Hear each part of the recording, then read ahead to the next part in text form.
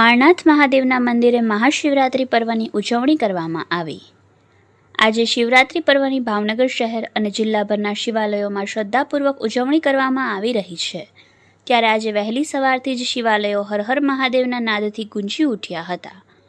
ભગવાન શિવજીની આરાધના માટે શિવ મંદિરોમાં ભાવિકોની મોટી મોટી લાઈનો જોવા મળી હતી।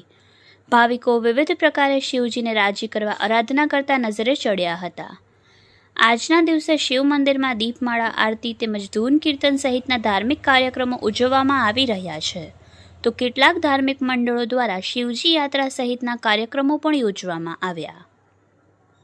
ત્યારે ભાવનગર નજીકના નાના ખોખરાના ડુંગરોની ગિરિમાળામાં બિરાજમાન માળનાથ મહાદેવના સાનિધ્યમાં મહાશિવરાત્રિ પર્વને લઈને હજારોની સંખ્યામાં શ્રદ્ધાળુઓ ઉમટી પડ્યા હતા। વહેલી સવારથી જ અહીંયા શ્રદ્ધાળુઓની ભીડ જોવા મળી હતી। અહીંયા માળનાથ ગ્રુપ દ્વારા શ્રદ્ધાળુઓ માટે ફરાળી પ્રસાદની વ્યવસ્થા કરવામાં આવી હતી, જેનો હજારો શ્રદ્ધાળુઓએ લાભ લીધો હતો।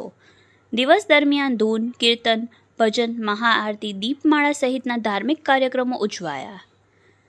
Reporter Shailesh Raval, Yashvi Gujarat news, Bhavnagar.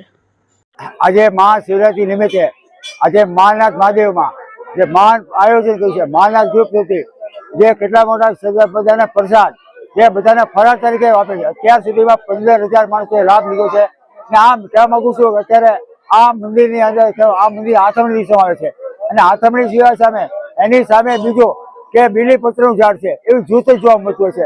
અને અહીંયા દરરોજની 50 કિલોથી ઉપર ઝાડ પર જાય છે, પક્ષીઓ આવશે અને પક્ષી માટેના રહેવા માટે ચકલાના પણ માળે પણ ગોઠવાના છે અને પાણીના કુંડા પણ ગોઠવાના છે।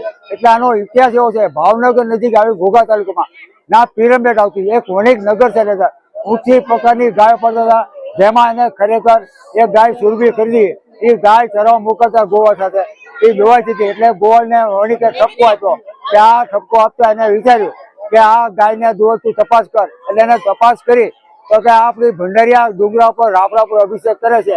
એટલે વણિકના આખા પરિવાર અને આ ઘરવાર બધા આવ્યા કરવા અને તપાસ કરી, ગાય આવી રાપડા પર અભિષેક કર્યો। એટલે એને ઓલાને એટલું કીધું કે આ ગાય હવે તું ગાય એટલે તું ખોદ। એમાંથી નાગ ગજા નીકળી મળ્યા એટલે એ શાંતિથી ઉભા રહ્યા બધા। થોડી વાર થઈ પાછો કે ખોદ, વણિક કે ખોદી કે તો પથરા દેખાય છે। એટલે આમાં પથરા દેખાણા એવા કે આ કહેવા માંગુ છું કે વીરા કુબે એટલે વીરેશ્વર મહાદેવ, બીજું માળનાથ મહાદેવ ને ત્રીજી શિવલિંગમાં પત્તોથી। જય માળનાથ મહાદેવ।